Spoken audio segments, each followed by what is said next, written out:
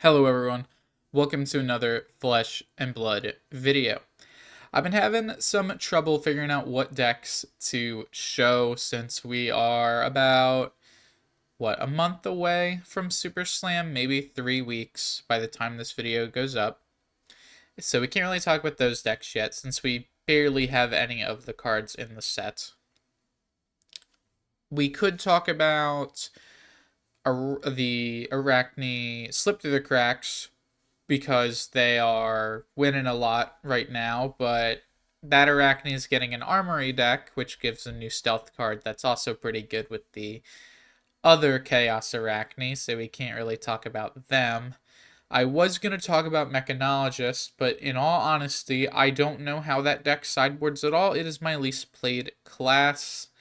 Normally, I get help on those, but I haven't played against a mechanologist in like 9 months, 6 months, some time frame like that. If I have, it was literally once, so I have no idea.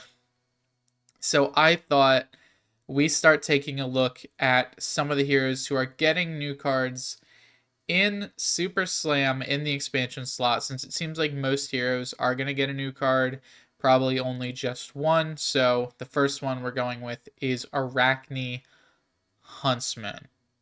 So, with all that, let's get started.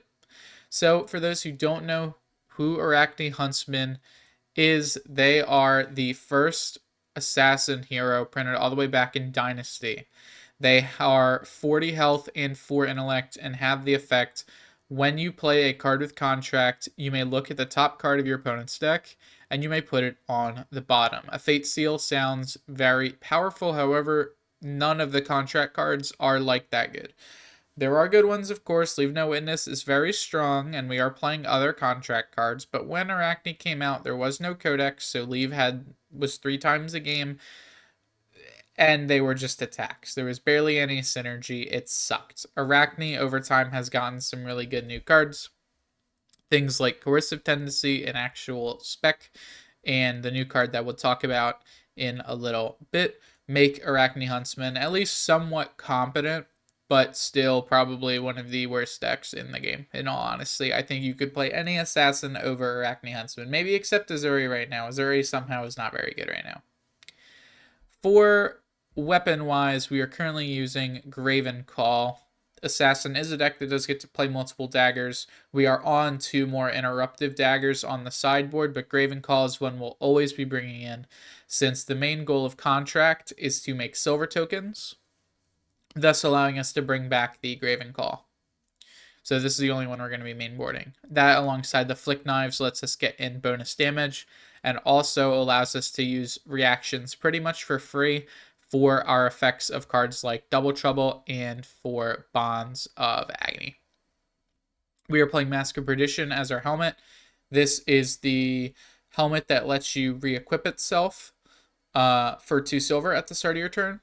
And we can destroy it as a reaction to give any assassin attack and on hit to banish the top card of the hit hero's deck, just adding in more mill. That is sort of what Arachne wants to do nowadays, is deck the opponent. We are playing Tunic because we want a very long game, and we are playing Black Tech Whispers so we can get some bonus action points if our attacks do hit, as well as it's another card we can spend our silver on. I was in consideration to play Shriek Razors in this deck, as Shriek Razors are another card that can be used as a reaction that you can buy back with silver. However, I think Flick Knives plus Graven Call is a little stronger, and Shriek Razors cost 2 to activate and isn't free, which definitely hurts the card a lot.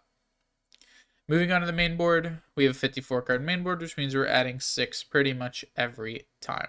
Let's start off with the attacks, because I think those are the core part of the deck, how we are a milling strategy. Similar to a lot of the new Guardian cards in Mastery Pack Guardian, we are going to be milling. We are sort of the original. Instead of destroying, though, we are banishing the top card of the deck. Contract, if you don't know how Contract works, I think the only Contract cards seeing play realistically are Leave No Witness and Surgical Extraction, and they really never play the Surgical Extraction.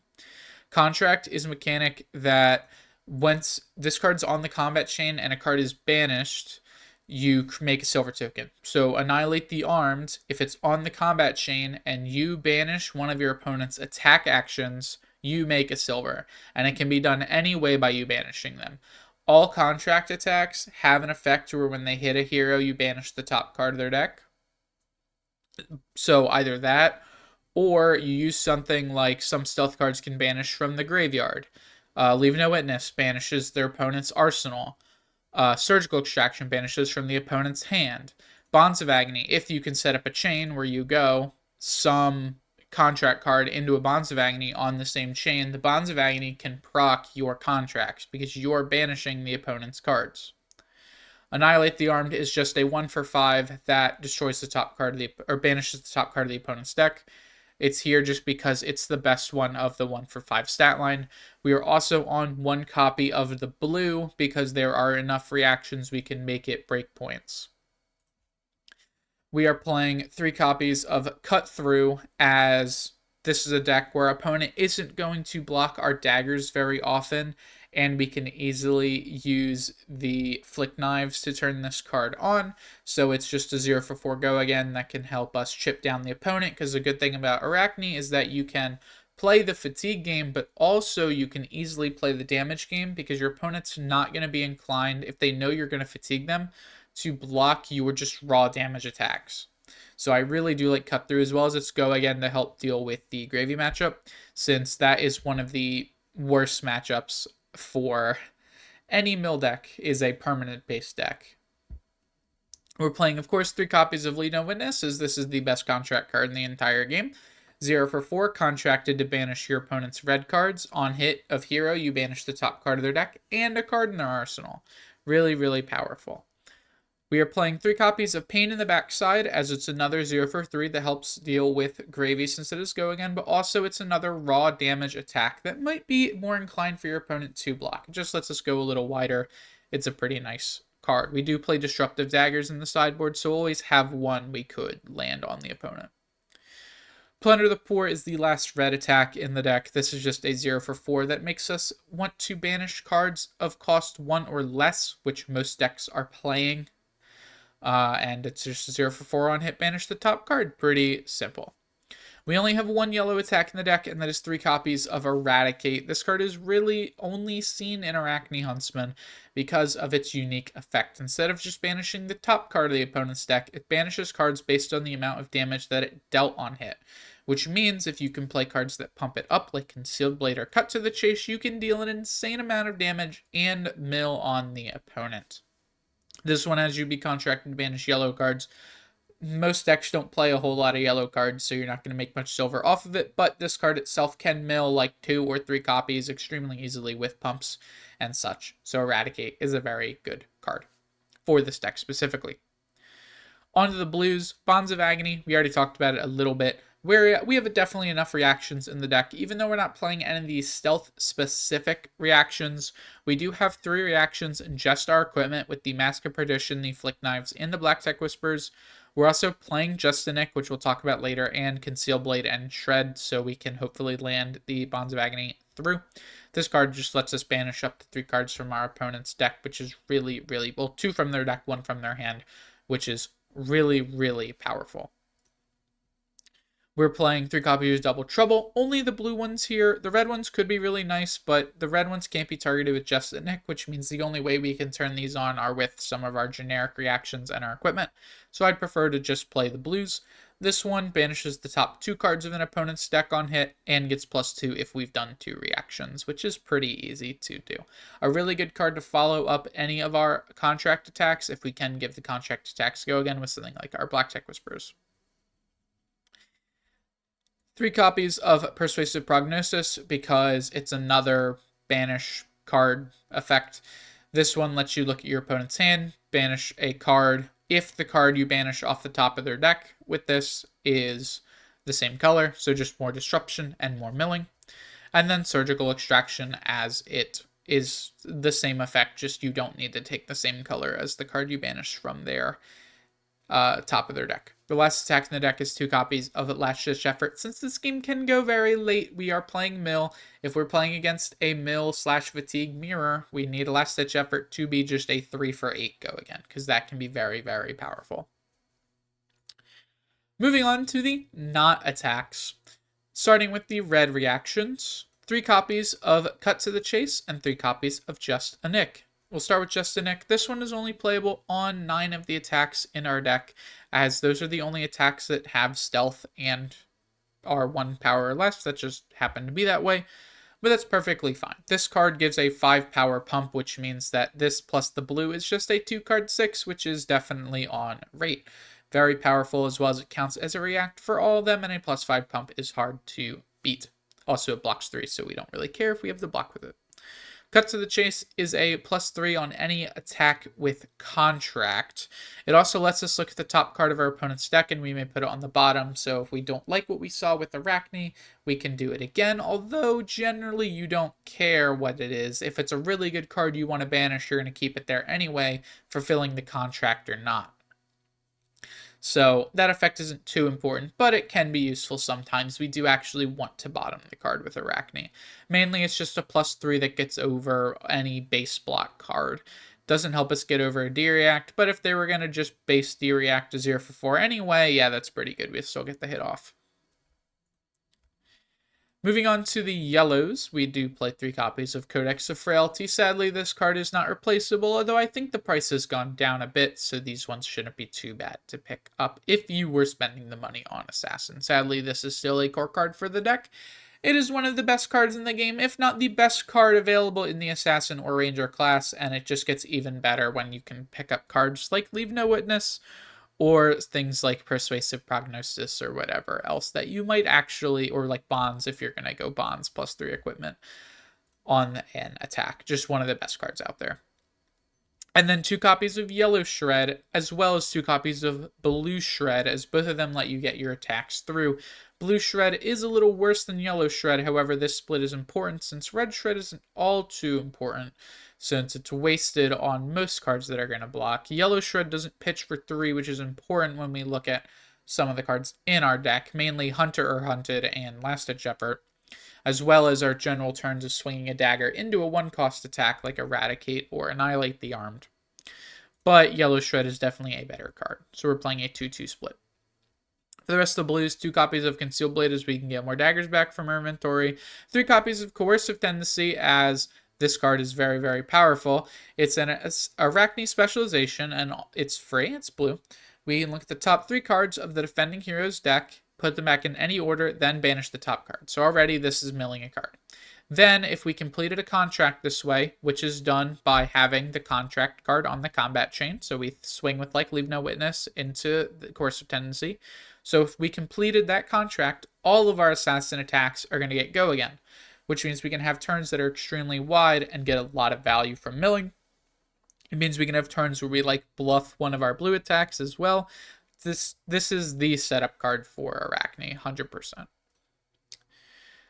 Then, finally, the last blue non-attack card in the deck is 3 copies of the brand new card, Hunter or Hunted. This is a 3-cost blue 4-block defense reaction, which sounds pretty hefty, but then when you read the card, you'll understand. The first effect is when it defends, you can name a card. The attacking hero reveals the top card of their deck, and if that's the named card, you banish it. Then search their hand, deck, and arsenal for up to 3 cards with that name and banish them. So this can get 4 cards gone. If you say, I don't know, against Katsu, flip a Surging Strike, then you get to get rid of 3 more Surging Strikes. Very powerful. Normally you'll get rid of 3 cards though, because you'll hit the 1/3 of their playing and then you'll get the other 2. Now you might think that's pretty hard to guarantee, and that's true. However, the second line of text says contract. That's all the card needs to say. The contract you making silver doesn't even matter. We'll read the full line now. While this is defending, you are contracted to banish your opponent's cards with the chosen name. Whenever you complete this contract, create a silver token. So, since this card has contract, you can look at the top card of your opponent's deck with Arakni, because Arakni says when you play a card with contract. So you look at the top card of your opponent's deck. Oh, that's a nice Command and Conquer you have there. I think I'll name Command and Conquer. And then you get rid of all the CNCs in their deck. And then make that much silver. Very, very good. You'll get one at least guaranteed from you banishing the one with the first effect. And then, of course, getting up to 4. Realistically, you'll get 3. Which is amazing silver generation for our 3 cards that need 2 silver a pop to come back. Of course, there are ways to play around it. A deck like Acilio can go, oh, yeah, okay, Arakni Resolve. Before Hunter or Hunted resolves, activate Acilio, draw a card. Good luck. Other decks can do the same thing. Actually, no, they can't. Not many decks can do the same thing. Just Acilio is the only one I can think of because I place it. Like, I don't know, Dash IO. If you leave an item on top, they can play the item. Kano can flip the top card. Sorry, you're never resolving this against Kano. They don't attack you. Other examples of decks that can draw cards at instant speed, whatever. Gravy. You use this against Gravy, against like a boat, if they swing the boat at you, because you can't do this on allies, because that's not the attacking hero, that's the attacking ally. But yeah, I guess you can play it on allies, but you can't get the effect off. So they swing like a boat at you, you play this, you do the thing, then they, before this card resolves, they crack a gold to draw the card, then you're naming a blank. But overall, this will hit, and this will be an incredibly powerful card. This is sort of the reason why Arakni could possibly come back in the meta, because of just how much mill you get off of Hunter or Hunted. Finally, let's move on to the inventory. Starting with the equipment, we do play two AB in the deck, Widowveil Respirator and Widowveil Abdomen. We're on these two because we generally always want the Flick Knives, and we always want our shoes. We don't care much about the Tunic or the Mask of Perdition. If we're a matchup where we need AB2, we don't care about the Mask of Perdition, in all honesty. We just probably want to kill them at that point, so we want the damage, as much damage as possible. If you were in a format where you want to be very slow, you want to be the very slow deck, you just play, I think instead of the head, you play the glove, and then you can play a Northern Lantern for 3AB if you wanted to mill out the Arcane decks and be a madman. And I think that's fine. The other 2 daggers we're playing are a copy of Nerve Scalpel and a copy of Spider's Bite, just so these are the most common disruptive tools. If non-attack actions, like if Wizard comes out and Wizard is like insane, you want to probably play an Orbitoclast in here. If high armor decks become really good, you should play the Scale Peeler. Just most high armor decks are playing a lot of reactions, so Nerve Scalpel kind of double dips there. And Spider's Bite, really good versus all the aggro decks, since they're all attack decks, and a lot of them have 2 blocks, which means they're all blocking 1. So both of these are pretty powerful. I do think there are some matchups you do play both, since we do have Concealed Blade to get the Graven Call later. So that's perfectly fine. For the rest of the inventory, we just have some cards that are really good. CNC, because it's CNC, destroying their arsenal, making them block, milling, all the same. If you don't have Command and Conquer, you can play cards like the Weakest Link. Blanche is pretty good this format. Erase Face could be kind of nice. There's a lot of things you can play instead of CNC. 3 copies of Looking for a Scrap, mainly for Gravy, or any matchup you just want to kill the opponent. If you're not playing Flick Knives versus high AB, I would recommend not playing Looking for a Scrap, since most of the time you're going to be flicking the dagger and then using that dagger for the Looking for a Scrap. So if you're playing Flick Knives in every matchup, play this guaranteed. For Gravy, it's because it's a 1-for-5 go again, helps you clear. For any matchup, you just need to be the aggressor as well. Very good card. Skipping Oasis for now, we are playing 3 copies of Shelter from the Storm and 3 copies of Sink Below. These are the Diriacs I would recommend for most people that have the money to spend on Shelter from the Storm. If you don't have Shelter from the Storm, Assassin doesn't have a base Diriac that they really care about, you can play Fate Foreseen instead. Fate Foreseen plus Sink Below is the classic combo that everyone already knows. You can play this instead. Shelter is better than Fate Foreseen though. And Sink Below is really nice because it unbricks your hands. 3 Sigil of Solace, 4 games that go very late. I could easily see if Arakni becomes a meta force, you just fat stack every game you play against Arakni. Sigil of Solaces are very good when fat stacking, as they are just a free card you can play whenever you draw them.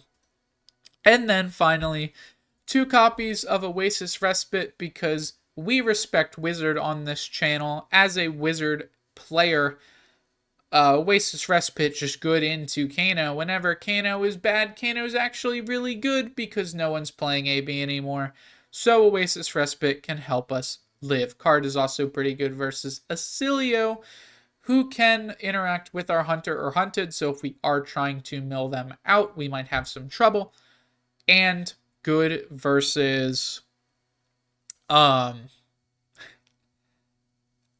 the other one, Verdance, because they play a bit higher arcane towards the end of the game. We can just keep an Oasis in our arsenal. Oasis is a little worse without Tunic, I do agree, but if we're playing Oasis, we're pitching a card to AB anyway, so we're getting some value there. It doesn't really matter. If you didn't want to play Oasis Respite, I think that's perfectly reasonable. I would either play more poppers, since Prism can still be a pretty bad matchup, or Prism is a bad matchup. What am I saying? Prism is a bad matchup. Prism's good versus any slow deck. You can just play more poppers over the Oasises if you want, or you can play more daggers. I've seen lists on multiple Graven Calls because there are effects that can remove the Graven Call from your graveyard or flip it face down, so having an extra copy to Conceal Blade later might be pretty nice. Or this list isn't on something like Spreading Plague, which is a pretty good assassin card. You could play Spreading Plague instead to get a bit of extra damage through. But with all of that, that is going to be the end of the video. I hope you all enjoyed. I hope you all learned something. Next week, again, not sure what we're going to go over. Probably one of the decks that do get new cards. Since most of them are getting some nice ones. Maybe we'll take a look at Olympia. Right now it's between Olympia or Puffin, because Puffin doesn't play like normal mechs. I understand how Puffin works. But we're going to take a look at probably one of those, or one of the decks that do get something new. I could have taken a look at like Verdance too, but Verdance's card is so simple it doesn't really change anything in the deck. We'll look at Verdance eventually, but nothing that changes the deck all too much. Where like Olympia and Puffin's decks will change because of the card, similar to Arakni. We'll have to see what we get next weekend, or I guess this weekend, for spoilers for the expansion slot. But again, with all of that, I will see you all in the next video. Goodbye.